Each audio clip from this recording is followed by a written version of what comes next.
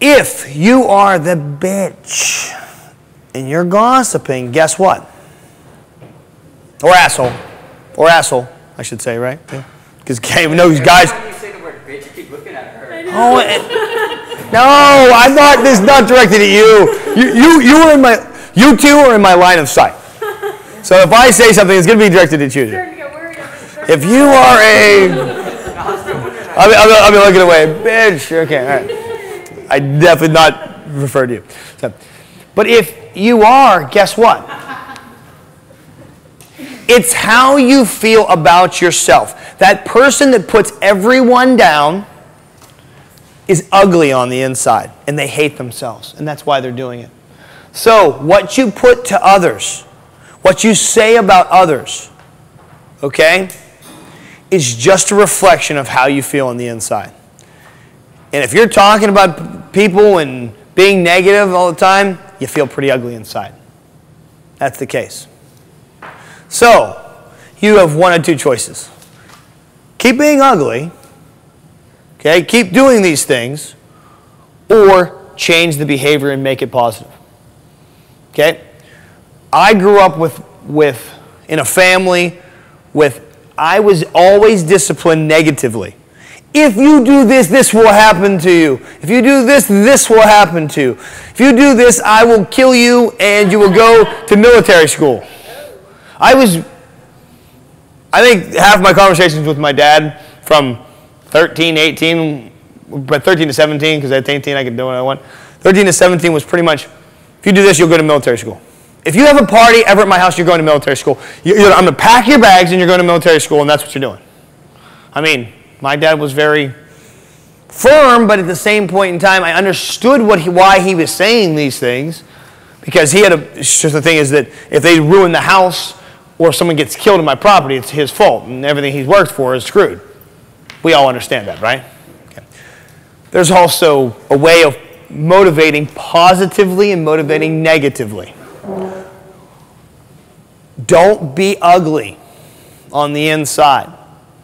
Find a way to be the better person, be positive. You'll feel better. It's about you. You'll feel better. Okay? Positivity, once again, feeds positivity. Confront the people. Don't hold it in. It's too negative. But be kind when you confront. If you be kind when you confront and someone just rolls over you like a train, what can you do, right? You just have to dismiss that person from your life. That's the next thing. If you have negative factors in your life, you may have to dismiss them. Now, what happens if they're parents? It's really hard, isn't it? If you're young, you may have to dismiss them mentally. And then maybe you can work in a relationship with them in the future. Tell people what you need. Yes? So Eric, basically, in a sense, what you're saying is you've kind of learned to be connected with yourself enough such that you're in some situation, something happens, and you choose to be positive. You say, hey, you know what, I'm sorry, whatever.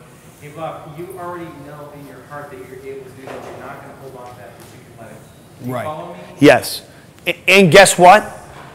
I put it back to motivation. I had a wrestling coach. And he said, Eric, you leave everything out on the mat. Okay? It was the time before I was in the championship, and I was wrestling, and he's right before I was going out, and he said, Eric, listen, you leave everything out there, and you do everything you did everything you possibly could do to get here. What he means by that, he had another talk with me and said, Eric, you must do extra. You must do 10 times more than everybody else in order to be successful. And if you do, you never lose. You always win. Because you did everything possible to make yourself happy and not feel like a loser, to always be a winner. So whatever outcome happens, you did whatever you had to do. I would lift weights extra. Everyone would leave the gym. Everyone would leave wrestling practice. I would stay there with my coach and practice an extra hour. Okay? When everyone was gone. I'd wake up in the morning. I'd go for a run in the morning. I would lift weights for 2 hours at the end of the day. Okay? That's why I got B's. But anyway, that's a different story. But the moral of the story was that I was not going to allow myself to ever lose. Because I just couldn't. It I just couldn't allow myself to. And his words were so strong.